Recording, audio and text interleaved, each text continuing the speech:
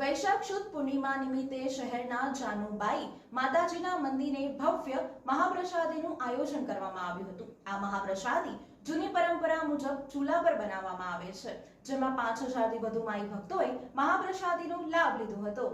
વૈશાખ સુદ પૂનમના નિમિત્તે વડોદરા શહેરના પથ્થરગેટ વિસ્તારમાં આવેલા ઉપલા ફળિયા ખાતે આવેલ શ્રી જાનુબાઈ માતાના મંદિરે માઈ ભક્તો દ્વારા મહાઆરતીની સાથે મહાપ્રસાદીનું આયોજન કરવામાં આવ્યું હતું। આ ભંડારાની વિશેષતા એ છે કે સંપૂર્ણ પ્રસાદી ચૂલા પર બનાવવામાં આવે છે અને પ્રસાદીમાં ડોલી રીંગણનું શાક, બાજરીના રોટલા અને ભાતની પ્રસાદી પીરસવામાં આવે છે।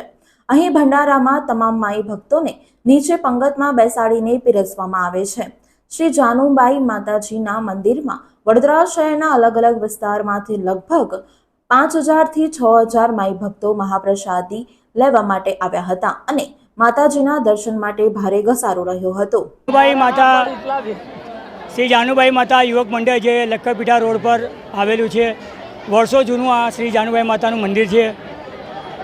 આ મંદિરની વિશેષતા એવી છે કે આ મંદિરનો ભંડારો વડોદરાનો આમ તો છેલ્લો મનાય છે અને આ ભંડારાની વિશેષતા બીજી એવી છે કે આટલી તપતપતી ગરમીમાં બાજરીના રોટલા ચૂલા પર બનાવવા આવે છે। લગભગ 5 કે 6000 એટલા માણસોની રસોઈ ચૂલા પર બનાવી એ કોઈ નાની વસ્તુ નથી।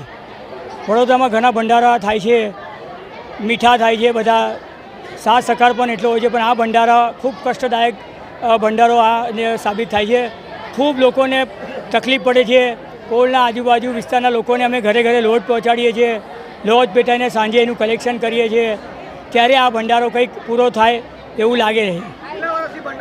આ ભંડારો છેલ્લા 40 વર્ષથી આજ વર્ષો જૂની પરંપરાગત પ્રમાણે આ ભંડારો થાય છે। લોકોને નીચે બેસાડીને અમે શાક પીરસીએ છીએ, પાણી પણ પીરસીએ છીએ। બુફે જેવું આ ભંડારામાં એવું કોઈ હોતું નથી।